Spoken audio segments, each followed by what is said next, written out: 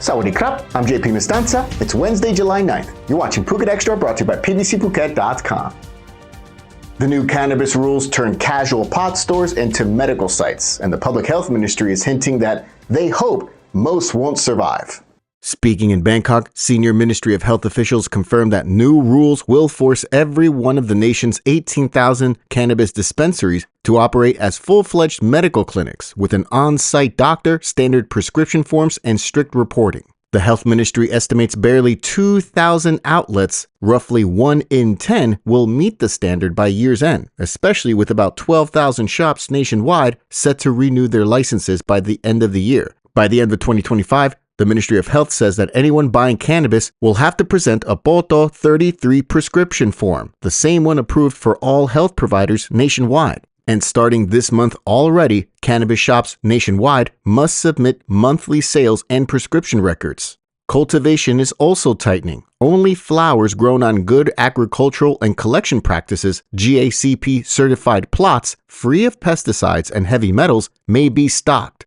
The ministry begins training 2,000 physicians on July 16th on issuing prescriptions legally. In addition, about 100,000 dispensary staff will begin a 3-day training session the following day so that retailers understand the legal and medical responsibilities required under law. But health ministry officials concede that doctor-to-shop ratios will still be thin. Inspectors have already suspended 82 licenses, shut 322 stores, and prosecuted 7 operators since the controlled herbs announcement took effect on June 26, a regulation that was not passed by Parliament.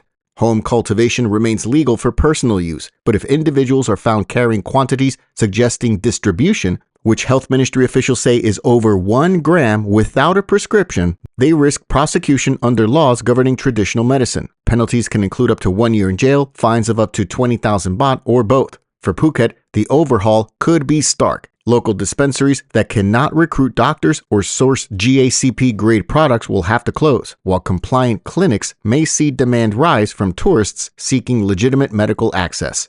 For more, visit thephuket.news.com. Phuket's drug squads strike 3 times in 3 days, scooping up meth, cocaine, and guns in Thalang, Patong, and Koh Keo.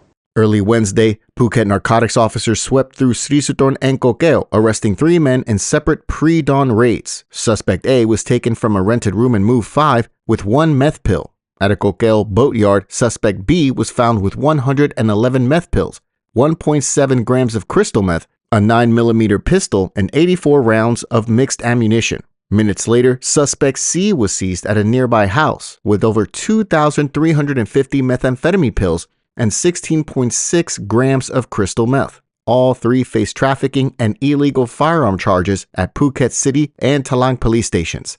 2 days earlier, on July 6, Patong investigators linked up with Rawai officers and arrested an alleged cocaine dealer, a 41-year-old Swedish national and his 32-year-old Thai partner. They were stopped outside a 7-Eleven on Ratchapatanuson Road in Patong. Police then searched a condominium on Soi Samaki 2 in Rawai and uncovered 15.4 grams of cocaine, 80 small plastic bags, a digital scale, and a yellow MG5 sedan. Both are charged with joint distribution of a Category 2 narcotic.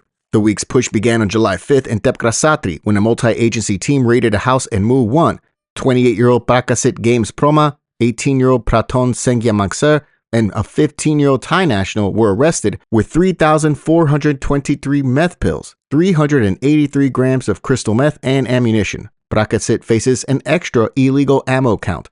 Police made allegations that the 3 operations are linked to overlapping supply rings feeding Phuket's party scene and local communities. Police commanders emphasized that more arrests are expected as officers trace financial and phone records to higher-level distributors while urging residents to report suspicious activity. For more, visit thephuket.news.com. We're back with Chris, head boy at Headstart International School Phuket, who's achieved the remarkable feat of receiving 5 offers to study at Ivy League universities in the US, as well as Stanford. Chris, you've been enrolled at Headstart since preschool. What will you miss about this place when you graduate this month? The 2 things I'll miss most about Headstart go hand in hand: the high quality teaching and the close-knit community. Headstart's teachers are true educators, open to discussion and discourse, to challenging points of views and listening to others. Of all the university offers, I've chosen to study at Stanford. Their motto, "The winds of freedom blow," reflects a forward-thinking mindset that aligns with the values I've developed at Headstart thanks to my teachers. At Headstart, everyone knows each other, from the teachers to support staff to students and their families, and that's something truly special. Stanford's collaborative culture reminds me a lot of Headstart, and I look forward to continuing my own journey there. To find out more about Headstart's high-quality academic programs and teaching team, or to arrange a tour, visit headstartphuket.com.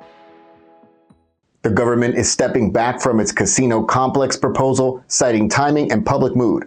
But analysts believe it's prudent politics, plain and simple.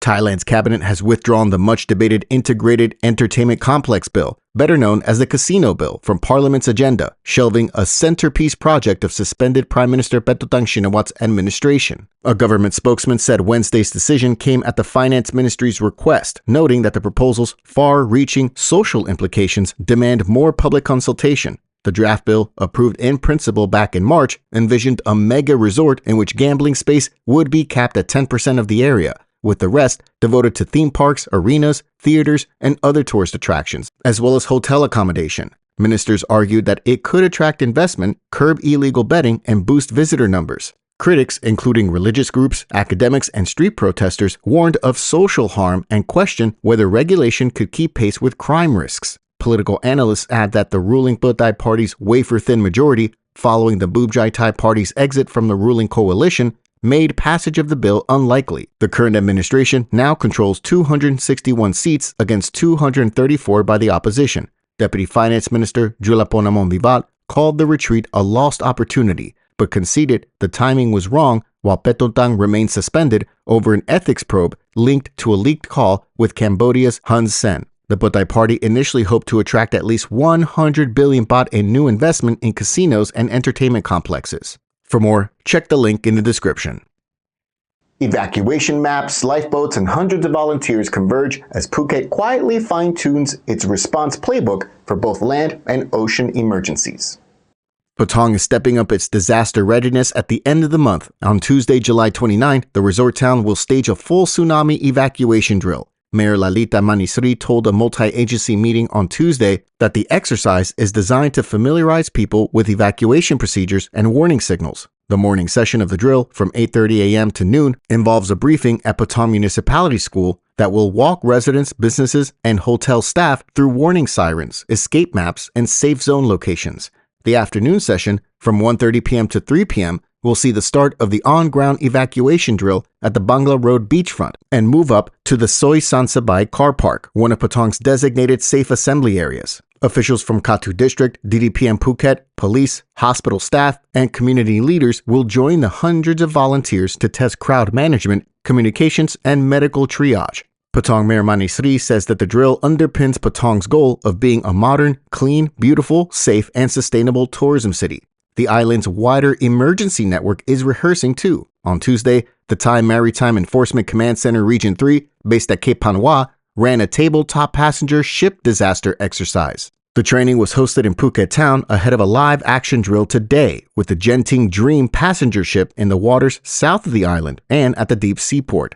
Navy, Marine Department, and Transport Ministry teams practice joint command, search and rescue coordination, and resource deployment to meet the standards of the International Maritime Organization and the SOLAS Convention. Together, the land-based tsunami rehearsal and the maritime practice drill aim to reinforce public confidence that Phuket's agencies can move quickly and work together when seconds matter.